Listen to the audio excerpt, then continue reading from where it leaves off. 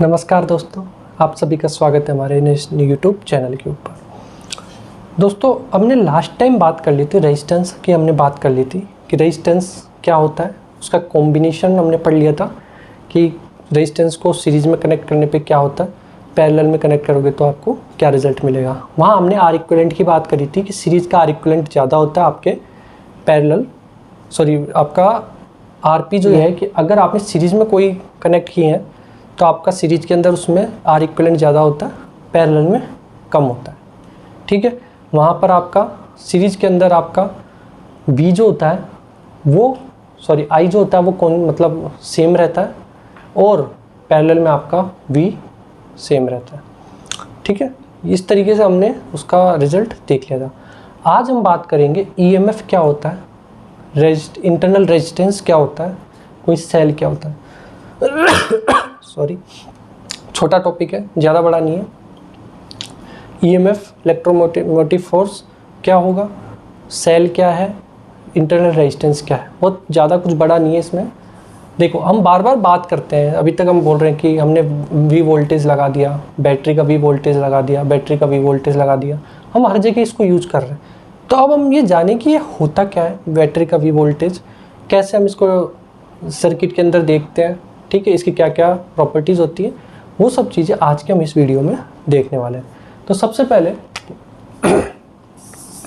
हम ले रहे हैं यहाँ पे सेल, कि सेल होता क्या है। फिर हम पढ़ेंगे ईएमएफ, इलेक्ट्रोमोटिव फोर्स, और फिर आपका हम पढ़ेंगे इंटरनल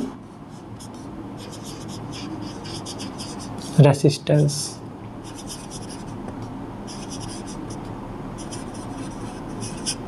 सबसे पहले सेल, सेकंड नंबर पे ईएमएफ, थर्ड नंबर पे इंटरनल रेजिस्टेंस। देखो, हम अभी तक बार बार ये बात करते आ रहे हैं कि वोल्टेज वी की हम बात कर रहे हैं कि वोल्टेज वी होता क्या है। तो मान लीजिए, देखो ये कोई सर्किट है जिसमें आर करंट फ्लो हो रहा है। अब हम यहाँ पर क्या करते हैं, वोल्टेज वी लगाते हैं। अभी हम उसको ऐसे न मान के ये मान लेते हैं कि ये एक तरह का बॉक्स है। ठीक है, इसमें एक आपका पॉजिटिव और एक आपका नेगेटिव प्लेट लगी हुई है। एक आपकी पॉजिटिव प्लेट लगी हुई है और एक आपकी नेगेटिव प्लेट लगी हुई है। यहाँ तक किसी को कोई दिक्कत परेशानी नहीं होनी चाहिए। कहने का मतलब ये है, एक आपका एनोड लगा होता है, ठीक है, जिस पे वी पॉजिटिव होता है। एक आपका कैथोड होता है जिस पे वी नेगेटिव होता है। ये आपका रेजिस्टेंस आर है। अब देखिए, ये एक तरह का आपने सेल या बैटरी देखी होगी, आपके घरों में भी लगी होती है इन्वर्टर के साथ। तो उसकी आपका इंटरनल स्ट्रक्चर यही होता है कि आपके एक प्लास्टिक की बॉडी होती है, ठीक है, उसके अंदर दो प्लेट्स लगी होती है, एक आपकी एनोड प्लेट, एक आपकी कैथोड प्लेट। उसके बीच में एक आपका लिक्विड हम भर देते हैं, जो इसको हम बोलते हैं इलेक्ट्रोलाइट। मतलब जो भी इलेक्ट्रॉन्स का फ्लो है तो उसमें आराम से उसमें हो जाए। देखा होगा आपने घरों में जो बैटरी लगी होती है, हम उसमें कई बार आजकल तो ड्राई बैटरी ज़्यादा यूज़ होती है, तो है ना, क्योंकि हम पहले जब यूज़ करते थे तो उसके अंदर खोल के उसमें अंदर डिस्टिल वाटर या पानी, उसका बैटरी का पानी उसमें फिल करते थे। वो वही चीज़ होता है, वो इलेक्ट्रोलाइट्स होते हैं कि आपके आयंस जो हैं वो इंक्रीज हो जाए। इलेक्ट्रोलाइट बोलते हैं इनको, ये जो आयंस मूव करते रहते हैं। तो अब देखो, जो भी लिक्विड होगा उसके नेगेटिव इधर चले जाएंगे, सारे चिपक जाएंगे, क्योंकि अट्रैक्शन होगा और आपका रिपल्सन होगा। ठीक है, तो अट्रैक्ट होंगे तो एनोड पे भी चिपक जाएंगे और आपके कैथोड पे चले जाएंगे। अब देखो क्या होता है इसमें, हमने माना कि एनोड के ऊपर जो है मेरा पॉजिटिव चार्ज होता है, क्योंकि एनोड क्या होता है, पॉजिटिव होता है। कैथोड पे नेगेटिव, तो मेरा वोल्टेज भी नेगेटिव होता है।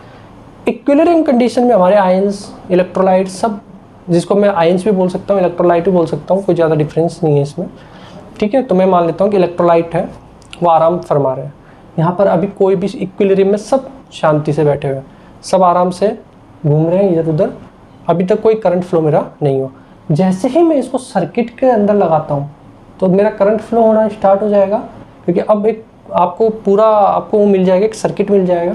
तो आपके जो ये इलेक्ट्रोलाइट से ये मूवमेंट करना स्टार्ट कर देंगे, ये इलेक्ट्रॉन्स इधर आने लग जाएंगे, जाने लग जाएंगे। इस तरीके से ये हमारे करंट को फ्लो कराता है, ठीक है। अब आपने एक चीज़ देखी होगी कि अब ये तो हमारा समझ में आ गया कि सेल क्या होता है। ईएमएफ क्या होता है? इलेक्ट्रोमोटिव फोर्स होता है। ये मतलब इलेक्ट्रॉन के मोशन करने पे जो फोर्स हमारा जनरेट होता है वो इलेक्ट्रोमोटिव फोर्स होता है। ईएमएफ जिसको हम बोलते हैं, मोशन जो होता है, कैरिंग जो होता है, कैरिंग मोशन, उसकी वजह से जो फोर्स लगता है वो हमारा इलेक्ट्रोमोटिव फोर्स होता है। कहने का मतलब ये है कि अभी आयंस शांति से पड़े हुए हैं, कोई इस पर इलेक्ट्रोमोटिव फोर्स नहीं लग रहा है। जैसे ही आपने इसको सर्किट से कनेक्ट किया तो आपका इलेक्ट्रोमोटिव फोर्स लगेगा और आपका सर्किट कंप्लीट होगा तो करंट फ्लो होना स्टार्ट हो जाएगा। यहाँ तक किसी को कोई दिक्कत नहीं होनी चाहिए। अब देखिए, अब आपने एक चीज़ नोट करी होगी, आप कहोगे सर कि मैं एक बैटरी लेके आ जाता हूँ, उसको मैं ला करके सर्किट में कनेक्ट नहीं करता हूँ, सर्किट में कनेक्ट नहीं करूँगा तो मतलब मेरा सर्किट कंप्लीट नहीं होगा, तो करंट भी फ्लो नहीं होगा। बट फिर भी मेरा सेल धीरे धीरे डाउन ऑटोमेटिक होने लग जाता है। तभी तो आप सेल लेने जाते हो तो सबसे पहले उसकी एक्सपायरी देखते हो कि कहीं मैं एक्सपायरी के डेट के आसपास का सेल तो नहीं परचेज कर रहा हूँ, क्योंकि अगर आप वो सेल ला करके यूज़ करोगे वो जल्दी डिस्चार्ज हो जाएगा। ऑलरेडी वो डिस्चार्ज हो चुका है, अब आप लाओगे, कनेक्ट करोगे सर्किट में, आपका फुल डिस्चार्ज वो हो जाएगा। आप कहोगे सेल हल्का है, ठीक है। तो आपको हमेशा सेल खरीदने से पहले जो आपका घड़ी का सेल होता है या कोई भी आप रिमोट का सेल लेते हो तो एक बार उसकी एक्सपायरी डेट ज़रूर चेक करके लेना। तो ये जो चीज़ है ये डिपेंड करती है उसके इंटरनल रेजिस्टेंस पर। देखो, कोई भी बैटरी है तो उसका खुद का अपना भी एक रेजिस्टेंस होता है, ठीक है। सर्किट का रेजिस्टेंस तो आर काम करेगा ही करेगा, उसमें कोई दो राय वाली बात नहीं है। बट आपका एक इंटरनल रेजिस्टेंस भी काम करता है, ठीक है। वो इंटरनल रेजिस्टेंस क्या होता है कि हर एक इक्विपमेंट का अपना खुद का एक रेजिस्टेंस होता है, ठीक है। ऐसा नहीं होगा कि किसी भी इक्विपमेंट कोई भी आइडल कंडीशन का नहीं होता है, सबका अपना खुद का कुछ ना कुछ रेजिस्टेंस होगा।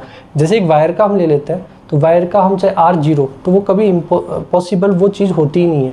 आप किसी भी वायर का R मतलब रेजिस्टेंस उसका 0 कर ही नहीं सकते हो, उसका कोई ना कोई एक इंटरनल रेजिस्टेंस खुद का भी होता है, जिसको हम लॉसेस के रूप में पढ़ते हैं। वो हम आगे डिस्कस करेंगे, पूरा एक लॉस का चैप्टर होगा, एडी करंट होगा, उसमें लॉसेस क्या होते हैं, वायर के कॉपर लॉस, आयरन लॉस, वो हम सब चीज़ें पूरी तरह से अच्छे से डिटेल में उसको डिस्कस करेंगे कि लॉसेस क्या होते हैं, वो क्या चीज़ होती है, वो सब हम आगे के चैप्टर में डिस्कस कर लेंगे। तो मैं यहाँ ये कहना चाह रहा था कि आपका वोल्टेज पॉजिटिव है, यहाँ नेगेटिव है, और यहाँ आपका ये कैपिटल R है, जबकि आपका इंटरनल रेजिस्टेंस होता है उसको हम मान लेते हैं स्मॉल r, ठीक है। ये बैटरी का खुद का इंटरनल रेजिस्टेंस है। ये आपका जो सर्किट का रेजिस्टेंस अलग होता है और बैटरी का खुद का इंटरनल रेजिस्टेंस अलग होता है, ठीक है। अब मैं V इक्विवेलेंट निकालूंगा तो V इक्विवेलेंट, जब मैं V इक्विवेलेंट निकालूंगा तो V इक्विवेलेंट हो जाएगा मेरा V positive plus V negative. यहाँ तक समझ में आ गया? तो V इक्विवेलेंट मेरा टोटल V कितना हो जाएगा, V पॉजिटिव इस प्लेट की वजह से, V नेगेटिव इस प्लेट की वजह से, ठीक है। और ये हो जाएगा मेरा IR, देखो I और मैं इसको ले लेता हूँ R, ठीक है। थोड़ा मोटा लिख दिया मैंने जिससे कि आपको समझ में आ जाए। V पॉजिटिव की वजह से, ये नेगेटिव की वजह से, और ये आपका हो जाएगा इंटरनल रेजिस्टेंस की वजह से। अब देखो V पॉजिटिव तो ये क्या होगा, जो इसका E होगा इलेक्ट्रोमोटिव फोर्स, तो V बराबर, मैं इसको E से डिनोट करता हूँ, E माइनस IR। ये मेरा हो जाएगा इंटरनल रेजिस्टेंस V बराबर E माइनस IR। इसको भी हम आगे बहुत यूज़ करने वाले हैं, बहुत ध्यान से याद रखना।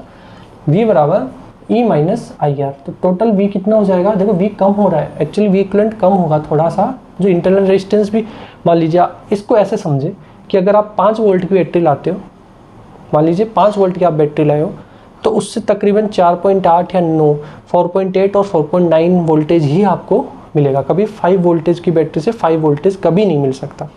इतनी बात क्लियर हो गई। ये सब प्रैक्टिकली आप देखोगे जब आप लेबोरेटरी में कनेक्शन करोगे, तो वहाँ अगर वोल्टेज आप चेक करोगे तो वहाँ आपको देखने को यही मिलेगा कि आपका वोल्टेज, अगर आपने 5 वोल्ट की बैटरी लगा दी किसी सर्किट में, तो आपको 5 वोल्ट ही मिल जाएगा। ये पॉसिबल ही नहीं है, आपको कुछ कम मिलेगा। 4.8, 4.9 या 4.7, जो भी उसका जितना इंटरनल रेजिस्टेंस ज़्यादा, आपका एक्चुअल वी कम हो जाएगा। ठीक है, ये आपका इलेक्ट्रोमोटिव फोर्स होता है। अब देखो V बराबर होता है मेरा IR, ये आपका E है, ठीक है, E माइनस IR, ये आ जाएगा IR। ठीक है, तो मैं R निकाल सकता हूँ, E minus IR upon I, ये I बराबर E upon I minus IR, ये भी लिख सकता हूँ।